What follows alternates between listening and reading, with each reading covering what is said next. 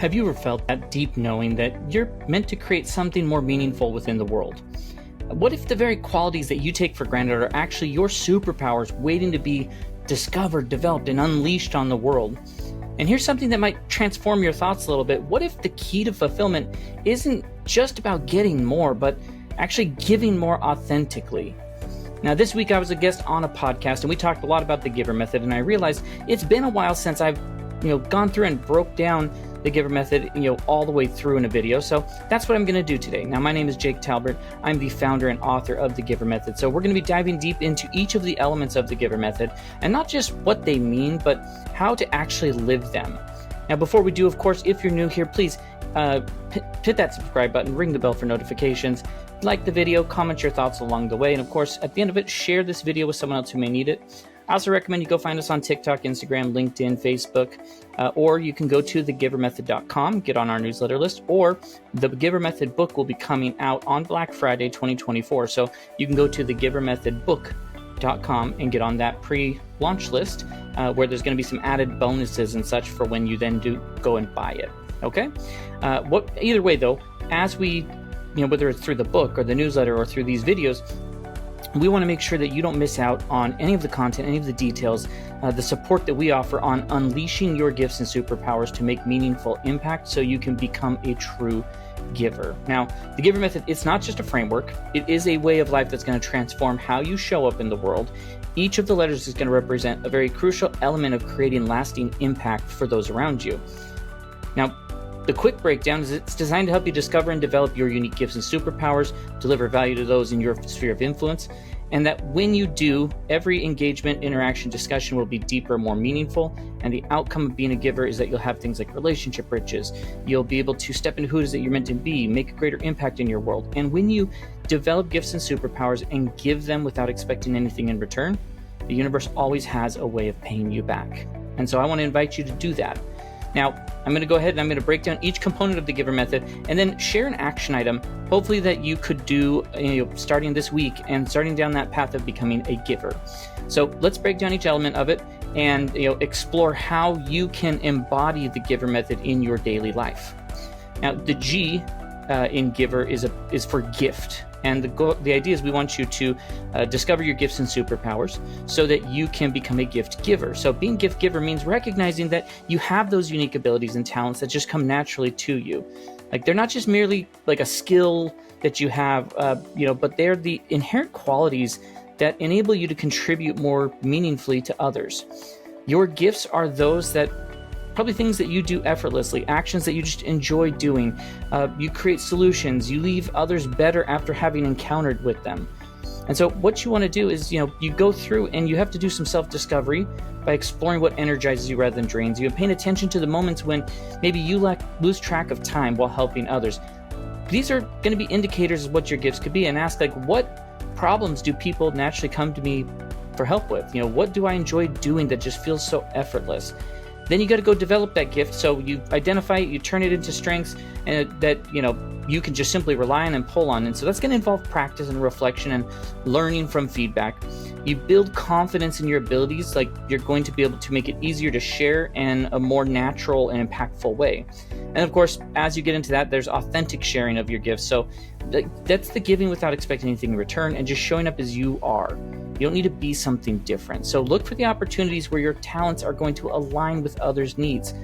That's truly just going to create a more deep and genuine connection, lasting impact, because it comes from a place of true intention. Now, I tell a story a lot in the book and when I do videos about why we struggle to find our gifts and superpowers. And the story I give is about a boardroom where there's a bunch of executives at the boardroom table, and they go around to hand out a piece of paper to each person. And they say, we want you to write down, what are you the best at? What are you gifted at? What are you better than everyone else at? And everyone writes down their one or two things, and they go around the room and they share, so-and-so's this, so-and-so's that. Then they go around the room and they say, okay, for everybody else here, for Steve, what's Steve the best at? And everyone then gives ideas.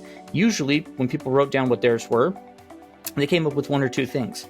But when they went around the room and everyone else had a chance to say what Steve was good at or whomever, they noticed that there was 5, 10, 15 things. And most often people are like, oh my gosh, I didn't even think that you found value, and I didn't see that as a gift or a superpower. And so we just don't recognize these things in ourselves. So your action step here is going to be to, start. I believe in journaling a lot. So start a journal, and what you want to do is look for, use it as a gift awareness portion. Just have a part where you're looking at paying attention to your gifts. And you're going to take a few moments each day and jot down times when helping someone just felt completely natural to you. Pay attention to what people thank you for. Like, those are going to be those clues. Note when you feel energized and fulfilled versus when things deplete, like when you feel depleted. Like, those are those breadcrumbs for your gifts. And then once you start to identify what those are, I recommend that you start creating a gift inventory. So you sit down and you write down what are those 3 to 5 things that you've got within you. If you're not sure, you can ask friends or colleagues, family members on what they see your strengths are. Because, well, like I said, we can't see. Sometimes we just don't see it in ourselves, but others really do. And so, make sure that you write them down, and then each day start making some intention on how you could be using those gifts and superpowers to deliver more value to people. Now, the I in GIVER is for influence. Now, understanding influence, it's not about, when I use influence, not necessarily talking like social influencer or influence, like trying to get someone to do something. Like, it's not about control. It's not about authority. It's about inspiring positive change through your actions, your presence, and your intention. Like, it's the ability to guide and encourage others to support, guide, encourage, and really support others by how you show up and how you're authentically showing up and consistently showing up in that manner. And so you got to think about it from a couple ways. Number one is going to be about, intentional. How do I make this intentional impact that every interaction opportunity becomes that positive ripple effect? So it's not through grand gestures. It's through small, thoughtful actions lead towards significant outcomes. So, make it a habit consistently to just trust.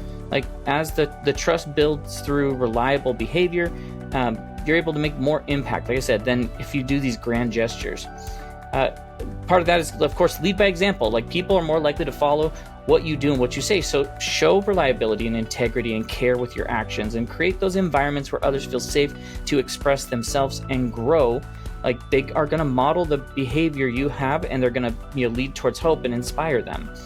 And then, of course, you want to always empower others. Like, influence is magnified when you help others see their own potential. You encourage them to discover and develop their own gifts, and you support them in ways that really is going to empower their independence rather than maybe fostering a dependence on yourself. And so what you got to focus on is how you can start to let go of control sometimes and focus on the authenticity of your giving in order to create more meaningful influence. So what you do, number one, there's two big practice items you can do this week. The first is going to be practice that influence without control. So you're going to choose maybe a relationship you have to focus on, whether it's a family member, a friend, a coworker, and share some advice or knowledge without worrying about, how they'll use it. Just offer your insights and let go of the outcome.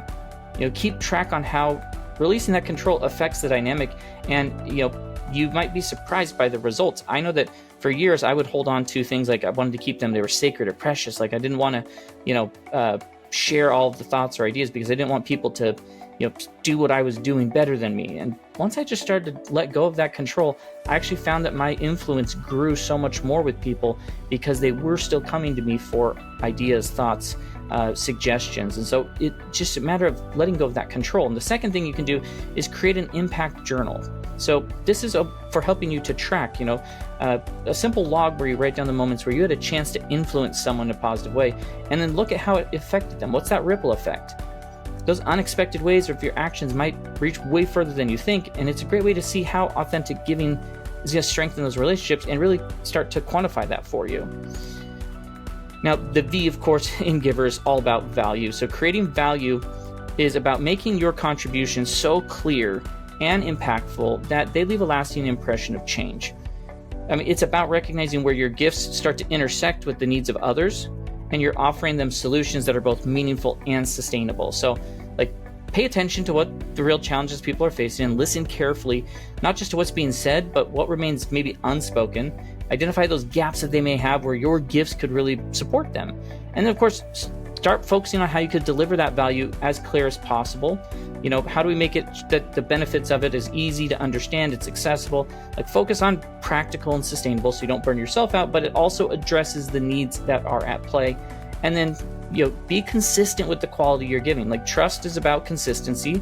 Relationships is about trust. So whether it's the way you show up, or the way you're going to show up, or how you equally contribute, like, reliability is going to strengthen the value you bring. So just commit to maintaining a high standard of following through with whatever your promises may be. So focus on delivering clear and tangible rather than just general help. It's going to really transform how your giving works. So action item here is going to be like, create some sort of value validation process where you pick maybe a person this week that you'd like to help. Think about maybe specific value you can bring to them, whether that's advice or encouragement or skill, like serving them, and then reflect on the impact of your effort.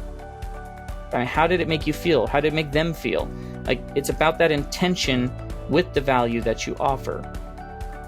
Now, the E in Giver is all about engagement.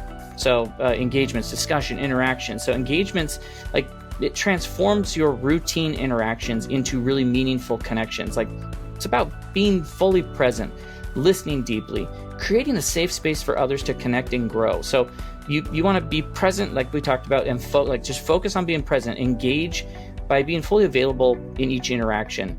Like, if you can eliminate any distraction, put your phone away, turn off a TV, whatever it may be, and give the full attention to the person or the task that's at hand. Like, presence alone can create so much impact for others. One of the big recurring topics throughout the Giver method is active listening. Like, you have to, if you want to have effective engagements, interactions, discussions, like, it requires listening beyond the words that are being spoken. So reflect on, your understanding and respond thoughtfully. When people feel heard, they're way more likely to trust you, and they're way more likely to open up and go deeper into that relationship with you. And then, of course, like, you got to be authentic expression, sharing your thoughts with honesty, and while being mindful of the context. Like, show some vulnerability when it's appropriate, and that it will foster trust. It will demonstrate that you value that connection with them. So shift that approach in your engagement from maybe casual to intentional, and like, it's going to change the depth and impact of the interactions you have. So action item here is going to be practice a deep engagement. Choose maybe a couple engagements, conversations you're going to have this week, and approach them with full attention. Put that phone away, ignore the distractions, and really focus on understanding the other person. It is amazing how much more meaningful connections become when you're truly present. And then, of course, you can also start like an engagement log where you're looking for excellence. At the end of each day, you can jot down a quick note about the quality of the interactions you had. Were they just surface level, or did you connect on a deeper level with them? And then reflect on what made those deeper connections possible and how you could replicate that and create more of them over time. And then, of course, the R in Giver, like, it's what we call relationship riches. It's one of the first outcomes that happens from becoming a giver. Like, relationship riches are the deep, authentic connections you build when you give freely. Like, they're the connections that multiply your impact over time and create a network of support and mutual growth. So, you develop trust. Trust is the foundation of any strong relationship. We've already talked about that. It's about consistency, authenticity. Communication is key. So show up reliably and honor the commitments that you've done is going to build that trust over time and lead to these deeper relationship riches. There's a value exchange with any relationship. Giving without expecting lays the groundwork for meaningful connections. Like, focus on supporting others' growth and success while being open to receiving support when is needed. That's one of the hardest things that givers do, is they're really good at giving, but many times it's difficult for them to receive. And so you have to be open to that and be willing to receive in that manner. And of course, the other thing is with relationships, is building a network, building that community. Like, great relationships don't just enrich your life, but really do create opportunities for a collective impact. So how do you find like-minded individuals? How do you foster supportive networks or encourage collaboration that amplifies the reach of your efforts and their efforts? So action items that you can do for relationship riches, like, create an investment plan for relationships, and think about 2 to 3 relationships you want to nurture this week, whether they're personal or professional. And then just plan out those few simple steps to strengthen what those connections are, like a thoughtful message, a small act of kindness, or maybe scheduling coffee or a catch-up call. And then the other thing is, start as you journal, pay attention, have a connection journal section where you are keeping a running list of those meaningful interactions that you've had. And you're going to document how those relationships have evolved over time. look for the patterns and the ripple effects from it. Sometimes investing in one connection can lead towards unexpected opportunities. Some of the biggest things, though, that people will struggle with on this path when they're when they're working towards developing to be a giver, their gifts and superpowers in this way, is like they could have overwhelm of what to do. And so just start with one thing. Don't try to master them all. Just start with one and master it before you move on to the next one. They struggle to keep consistent. So just once again, create those simple systems, daily practices. Small actions will always build momentum and always can have greater impact than the grand gestures that you could do. Then there's self-doubt. Everyone struggles from self-doubt, whether it's imposter syndrome or fear or just that general doubt that you'll have. So focus on serving and giving rather than perfection or trying to be the best at what that is, because your authentic giving will be enough. And of course, sometimes time management, like integrate these practices into existing routines, like make them just a part of your daily life. It's going to help you to overcome struggles or stresses. It's going to help you to find more sustainable solutions. It's going to help you to, once again, make a greater impact in your world. So the GIVER method, like I said, it's not about any sort of a perfection. It's a progress. The reason why it's a method is it's something that you continue to work on, because your gifts and superpowers will evolve over time. You may discover new ones. You may find there are ones that you don't utilize anymore, which is perfectly fine. It's about that progress ever going. So each element is always going to build on the others. So as you create, as you do this, you're going to create a sustainable way to make more meaningful impact while you live as authentically as possible. So start small, start somewhere. Just choose one element that we talked about and focus on that this week. And then watch how, being intentional is going to really create some natural momentum for you. Now, if you're ready to dive deeper into the GIVER method, then go to thegivermethodbook.com. Get on that pre-launch list so that you can get access to the book. You can go purchase it on Black Friday here 2024. It'll be available on Amazon, but go to thegivermethodbook.com, get on the pre-launch list, and get access to some of those bonuses. Or go to thegivermethod.com and join the newsletter list, so that way you can receive exclusive insights and ideas to create more impact.